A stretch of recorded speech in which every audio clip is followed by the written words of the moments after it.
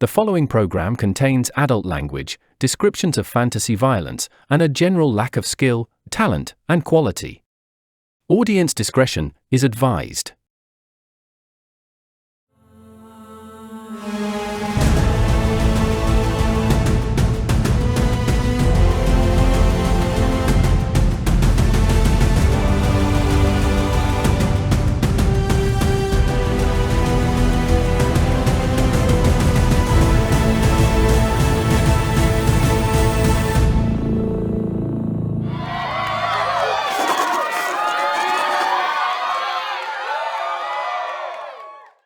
Hello and welcome to Party of 5e, the show that story has become so murky and distorted that you'd rather take a swim in an oil spill. Oh. Slick. That was bad. Hey! All right. That's slick. Slick bad. Look at all my scripts. Let's cut to back in the lower decks of the wizard Exadiel's tower, where previously you all had seen a statue of her in a back room of a hidden level, or at least one that Lukthaen was not familiar with. We had seen at some point someone had chopped the head of the statue off and had set it on the shelf where it still sits. What we see is a pair of old hands pick the head up from the shelf and places it back onto the body of the statue. Those same hands kind of place over the point where it was cut, over the seam where the two pieces meet, and there's like this subtle yellow glow coming from those hands that mend the pieces back together. Then those hands go from mending the two pieces and kind of move just over her chest, and that glow starts to get brighter and more intense. And from that place over her chest, the stone starts to crackle, and the stone starts to turn into cloth and eventually into flesh. The wizard Exadiel is transformed from stone back into flesh. As the pose that she had, once all of that stone is gone, she merely starts to blink. And just with her eyes, just starts looking around, almost not even acknowledging the person in front of her. And she takes a moment to kind of start moving her hands, moving her limbs around. And she looks up and sees Old Man Deckard, who you all had an evening with out in the forest. And she says, "Well, I suppose there are worse creatures for me to wake up to." At that moment, you hear these footsteps also coming into the room. These heavy footsteps. And what we see is the hooded robe, albeit tattered and torn, of Devar Drath, who enters the room, and then she looks and says, "Like him." We see he's still holding that that glowing flame sword. The robes are definitely not pristine and clean as they used to be. They're definitely tattered and torn, probably blood stains from within, from the time he was injured. But where his gloves would have been, you start to see some red little shards kind of sticking out through the leather of his gloves. And then we finally see his face. And instead of the metallic, elvish-looking mask that he had worn, you see this red, glistening, glittering scales. These ruby red scales of a dragonborn face. And he turns to Deckard and says, "She looked better with the head off." And then Deckard turns back to Exadiel and says, "I believe you two have some things to say to each other." So, cut back to you guys. What? So quick timeout. Yes. Have any of us met Drath except for you met him briefly in the treasury of the one That's spot? Yeah, we But have none of Will. else None of have- you guys have actually encountered him directly yet. except Luke. We There had a is- quick chat. There is a lot. I mean, obviously, there's a lot of characters you guys have not interacted with directly. That's partially, mostly my fault. I'm not criticizing. I was just trying to figure out. Right, you but, know. obviously, that was, Where'd he go? that's from me not incorporating y'all's backstories as actively, I guess you could say, right? You guys aren't pursuing your own issues in tandem with the immediate task that you guys are on now. So your characters don't know a lot of these characters. It's a very, I don't know, it's obviously it's obviously done very cinematically, right? The audience knows what's going on. Yeah. You all really don't. You're focused on what you were doing.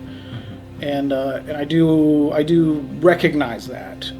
So obviously I'll need to make sure if or when you guys ever do encounter these other characters, it'll have to be really clear, why your characters should even fucking care, right? But yes, you to your original question, correct. You guys have not encountered this person, and even when you did, you didn't see him. Only Lukthaen did. Right. So yeah. Did he ever talk to us about that encounter? Did you ever tell us about that? I don't think so. No. No. But it wasn't like a oopsies, I forgot. No, yeah. No, It was for like sure. I'm not saying shit about this. This was fucking weird. Yeah. Pretty keeping it close to the chest. For sure. Yeah. Okay, cool. That's, yeah. I didn't bring it up as a point of criticism. I was just No, but it's definitely something that must be acknowledged in one way or another. I'm sure we'll talk about it in the after show. So yes, trying to get it to make sense is the challenge, right? So that's why you kind of see all this stuff also happening while you guys are doing your thing. So when your characters do encounter it, it's like, oh, that's what. Intentional meta. Yeah. That's crazy. or just bad at No, it's good. or bad at doing But my job. don't do that stupid humble thing. That was cool. Yeah, no. Super cool. Alright, so we're still on the ship? Did we long rest? You have a chance to long rest. Yes. Great. You long rest. You're able to get hang out on the ship as you guys get to the edge of the lake. You are on board the ship. The captain has come down to greet you all. It is the following morning. Able to greet. The captain greets all of you and lets you know that you guys are pretty close to where the river meets the end of the lake. Can we ask Fail to give a little ping? Yep. Of course we can. Yeah. So Fayal exits the cabins, goes up to the deck of the ship, and he just, he beams out his staff, and it is still in a very easterly direction, and it is pretty much in line with the river that you guys are heading down. So we could actually stay on the boat for a little bit. It's up to you. Well, I think that's a good idea, since we don't have horses anymore. Dang. What we do? What was the other piece that we got in the underwater place? Yeah, so it was the other piece of the staff that he connected. Oh, it was just another. Yeah, and so I just wasn't sure. It wasn't the head. It was just like another extension of the correct, staff. Okay, correct. gotcha. So you guys have, 3 pieces are connected, Gotcha. and you still have the tibbity top. Right. Right, that doesn't. Can we tell how much more we need? Stop me when I've gone too far. Whoa. You need to go deeper. Okay, so staying on the ship is what we. Yeah. Sounds that way. If they'll have us. Cool.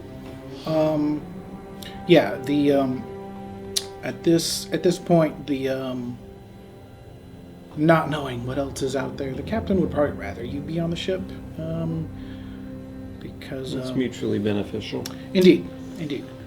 So he sees a good arrangement when he knows a good arrangement when he sees it. So he's you guys say we ask to stay aboard. He's got really no issue with that. We're going that way anyway. Cool. So you guys continue down the river. It's obviously a big enough river for ships to go in and out of the lake.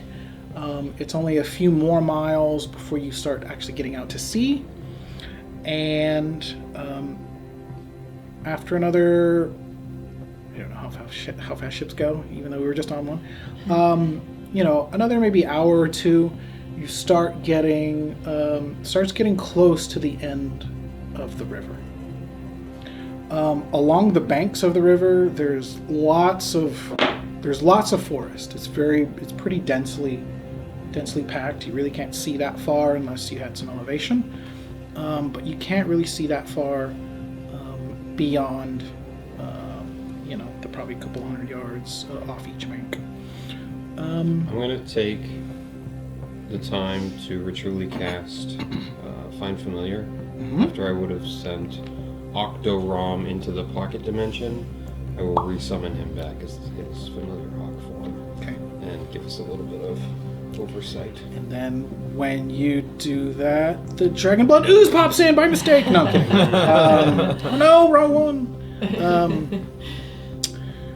Yeah, so he's able to give you guys some cover, some overwatch. You heard him say that I could summon a dragon blood ooze as my familiar. No, That's on camera. That's basically what that meant. So what are you actively having him search Oh, around? yeah. Or okay, Yep, cool. he's flying. He likes to spread his wings anyways. So Cool. maybe 100 feet in front of the ship and 100 feet in the air. Nice. Circling. Cool. Yeah, so what he is able to see, he's able to see something off into the distance to the south of the riverbank. You guys are still headed pretty much, due east. But along the southern bank of the river, he's able to see, obviously way off in the distance, is from where you are is LA. LA is due south from where you guys are, but before that, there's something out there. There's some other kind of structure out in the distance, somewhere in between. It is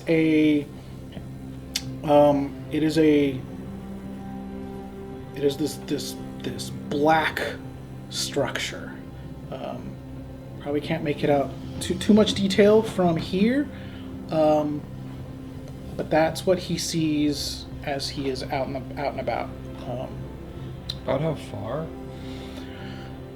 It's probably several miles from the riverbank where you are. I'll mention it to the party, but I mean, I would think it would be kind of too much of a detour. We kind of know what we're supposed to be doing, but so maybe something to make note of. Right. So as you guys mentioned that,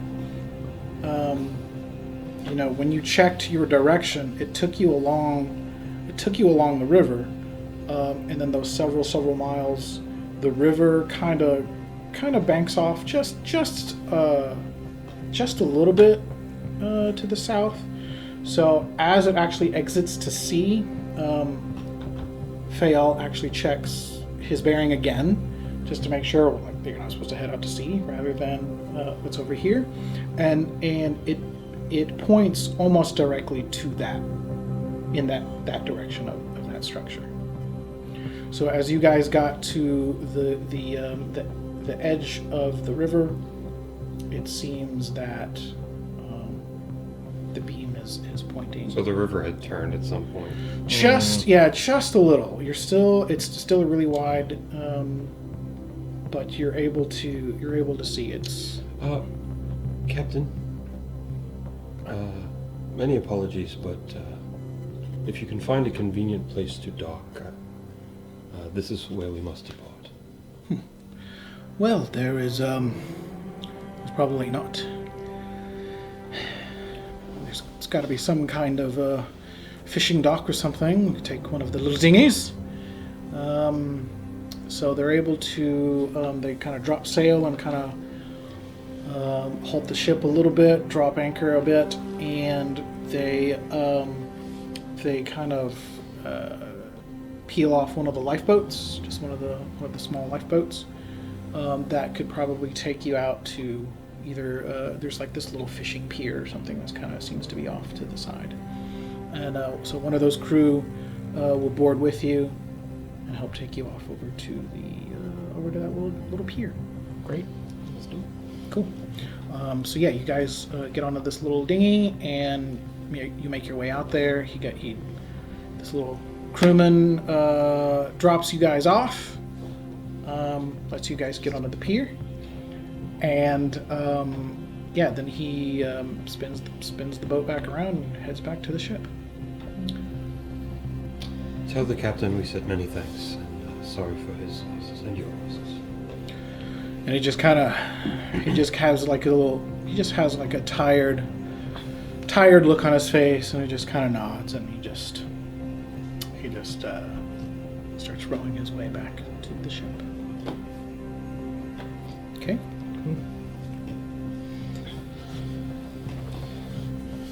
Okay, so which direction you said you saw the black? What did you say? It's a black structure, and it seems to be where Fael's light is going. Okay. There we go. And you said it's the thick forest wooded. Yeah, it's very, very foresty area. Okay. Then. That is familiar to me. Mm-hmm, mm-hmm. So I can adept at traveling in that region. So we can just kind of go that way and not be impeded. Okay. So shall we? We shall. We shall. Okay. So you guys make your way through the forest in the direction of this structure. Why doesn't everyone give me a survival check? Is it 15 for me? 17. Gentleman's 5. We need you to be less gentlemanly. 14. Okay, cool. Aust is having a rough time in his heavy armor, trying to truck through all of the terrain. You guys kind of, you make your way through here without any issue. Everyone's just kind of waiting on Aust. Come on. But it's okay. It's okay. You take a little bit of time to get here, and you finally make it to what some of you may at least have heard of, even though you've never been there. What you might know as Blackstone Castle. It's exactly what it sounds like. We love when it's literal. It is a castle that is made out of tons and tons and tons of Whitestone. Whitestone. This is Black Settlement.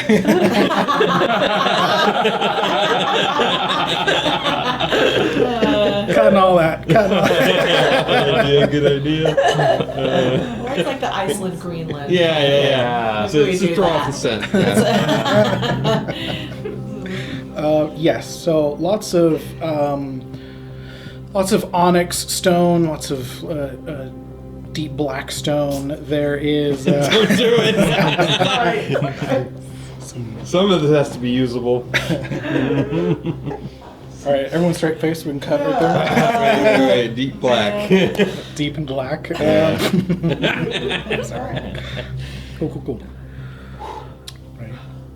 We're actors. Right. We're professionals. Acting. Thank you. So, you guys make your way to the castle. There is a level of steps that gets up to kind of like this main platform before you get to this giant gate. Along the perimeter, at least along the front yard, again, very similar scene of these stone dragonborn warriors, but not just sandstone or any kind of other stone you've seen previously. These are the onyx stone. These, let's see. There's about 3 on each side. Probably about 10 feet apart, as it comes away from this really wide staircase. Takes you up, at least one level, probably about 8 to 10 feet. And then there's this giant gate in front of you. What would you like to do now? Is the gate closed? Currently, yes. Does it look like just a regular latch? Is it locked? Is it chained up? Not chained up. It's kind of like 2 doors, like double doors together. And based on the number of doors that you guys have seen previously, it's probably a push. Okay, we look for a puzzle. Are there any gems on the door? Nope. I will go up with my stone to the door, place it, and then let my shadow out of it, and Okay. I'll have my familiar. Do we want to go in? Yes. I think we can. You solved the puzzle. I think so. I think I just needed to touch it with a black stone. Okay. Let's try. And I'll slowly push? push it open. Okay. So you push, right, as you put your hand against it, and you kind of lean into it, kind of put your weight into it. The door opens. Very good. Wow. I've underestimated you this I whole bow. time. Okay. So yeah, the door opens. There's this kind of this loud creaky sound as this giant door just opens. Just almost kind of there's a little bit of grinding going on. Someone hasn't oiled it in a while. And you guys, throughout this castle, there is all kinds of dragon paraphernalia. There is dragons kind of like carved into the stone walls. It's wall to wall, head to toe stone, onyx stone. So the pillars, as you guys walk through this corridor, the pillars, everything carved into everywhere. What type of dragon? All different types of dragons. There are very serpenty type dragons, and then there's your traditional winged dragons, and just the plethora. Yeah. Just depending on where you're looking, and once you get deeper and deeper into the corridor, and then you finally come upon a wall. At the end of this corridor, it just stops. However, to your immediate right, there is an opening that looks like it leads into another room. What would you like to do now? Let's go into the opening. Okay. Yes. That's 1, 9, and 3/4. Yeah. So as you guys enter this room, who's going in first? Oh no. Aust never has a problem going in first. Okay, cool. So yeah, you see this open doorway. You walk through it. Everyone follows? Yeah. Cool. I'll be at the back, but I'll follow. Got it. All right. So everyone enters this room. As soon as you enter the room, to your immediate left, you see the first not black thing in this in this entire place. What you see against this wall is it's like It's a suit. it is a What's his name? it is the head of a brass dragon, like it's mounted to the wall. As soon as all of you guys enter this room, that doorway closes. Just drops straight down.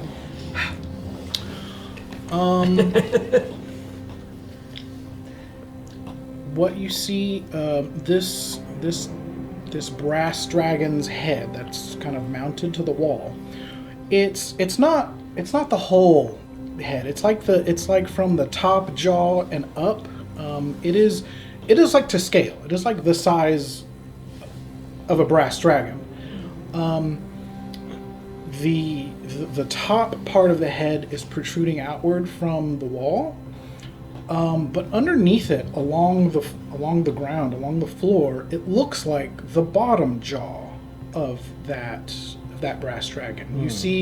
You see like the teeth coming up from the floor, and you see this this giant dragon's maw protruding out from the wall. What you also see is you see a couple of skeletal arms hanging out from the nostrils of it. What all would you like to do now? Is there anything in the mouth? So, if you were to look into the mouth, you don't see something like in the mouth per se, but where it sits against the wall, it looks like you can see like the seams of something behind it, almost like maybe it's a door. So it's very pronounced. There's like this banding that goes up along the walls. You know, if I were the dragon, right? It's like these bands, these metallic bands are coming down behind it along the wall. And if you were to look a little more closely at it, you see like these seams along that banding, to where maybe this is some kind of door, some kind of vault or something like that. So we're in this enclosed space. Yes. You see this brass dragon head with a skeletal arm coming out of each nostril. Correct. And nothing else in this room. Correct. How big is it? This room is about 30 feet square.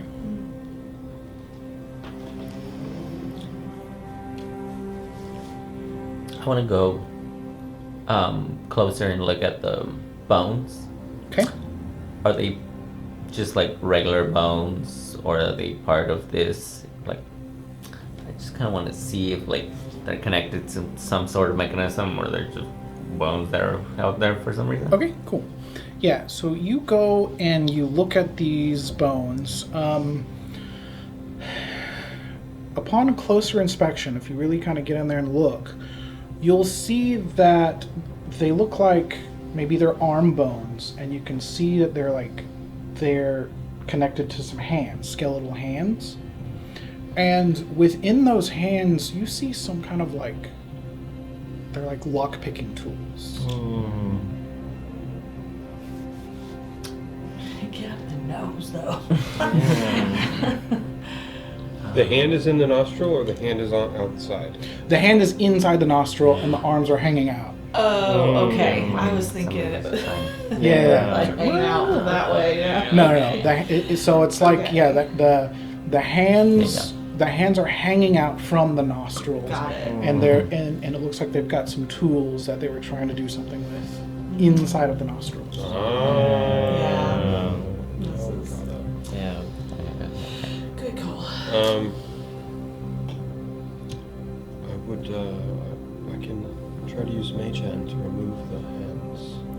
We should all stand clear of the dragon's Trajectory. trajectory, yes indeed. So everyone take a wall, Wow. and I'm going to cast Mage Hand, which has 10 pounds of force carrying capacity, and try to yank one of the arms Okay. loose. Cool. So right or left? The left first one. Yeah. Their left or your left? No. So you're able to you're able to mage hand out and grab one of the arms. You pull it loose from the nostril, and there is still just this skeletal hand holding one of the of a lock-picking tool. Okay. I'm gonna grab the other arm. Okay. And then now with the hands removed, what do we see inside? Yeah, so when you look inside of the nostrils, you see there's all kinds of gearing and mechanisms and stuff in there, and it looks like some type of lock. Did the bones look charred or just old? These bones did not look charred. I'm gonna go stand as if I was about to put my arms into the nostrils. Okay. I'm gonna look directly up. Okay. What do I see? So, by about to, you mean... Don't actually do, but I'm gonna affix myself where this poor, unfortunate soul would have been standing, and I'm gonna look to my feet and at my above me, and see if I see anything. Okay. You get up to the nostrils, right? You're kind of just about to put your hands through there. You look up, you look high, you look low, and you don't notice anything when you do that. Okay. I think it might just be a straight picking the lock, and if you don't pick it, damage might happen.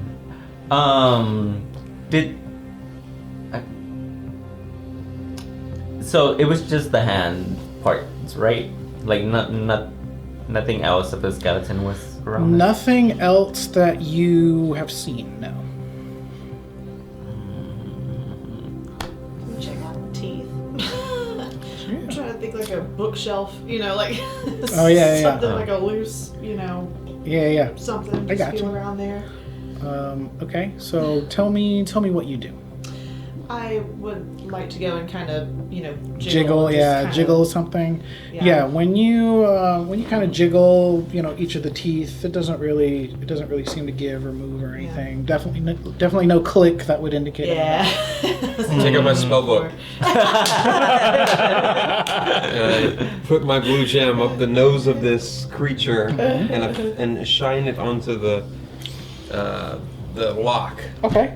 Well, when you do that, why don't you go ahead and roll me an Arcana check? Oh. Okay, Nothing okay. else. He gives me that Arcana check. Yeah. I'll try to do a better one.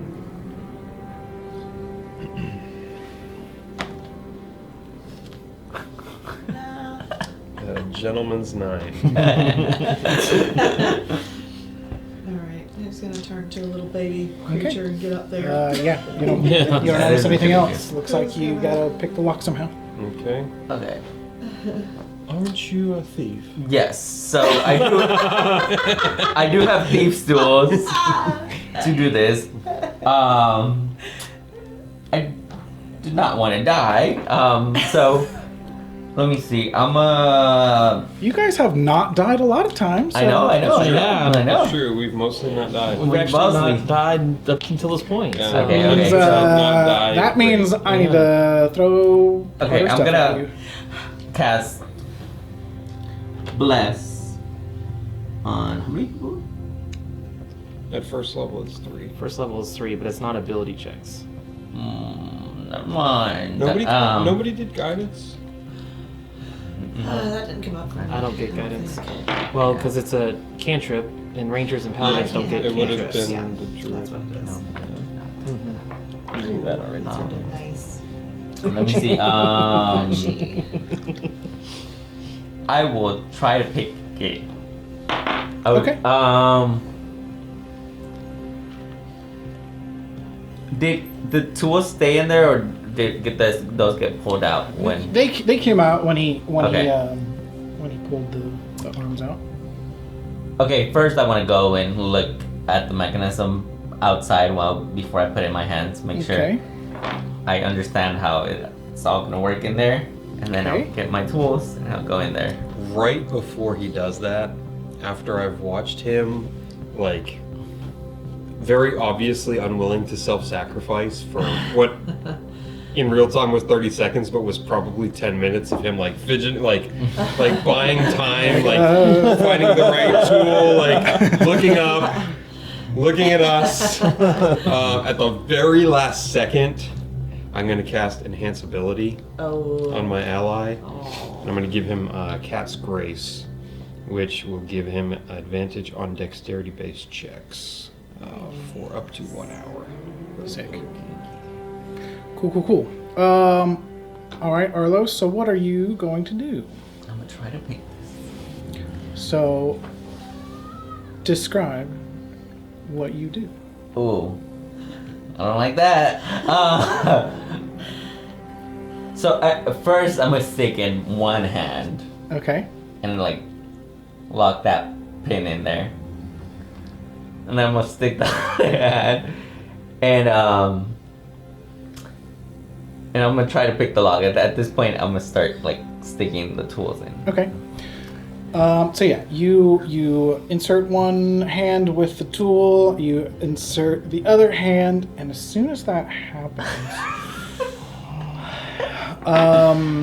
Do we have bionic arms in this world? I mean, maybe you can create it. Yeah, I might have to. Let me just double check something really quick. Really quick.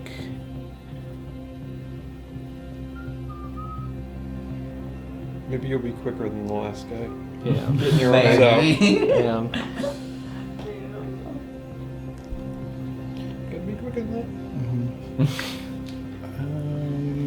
Okay.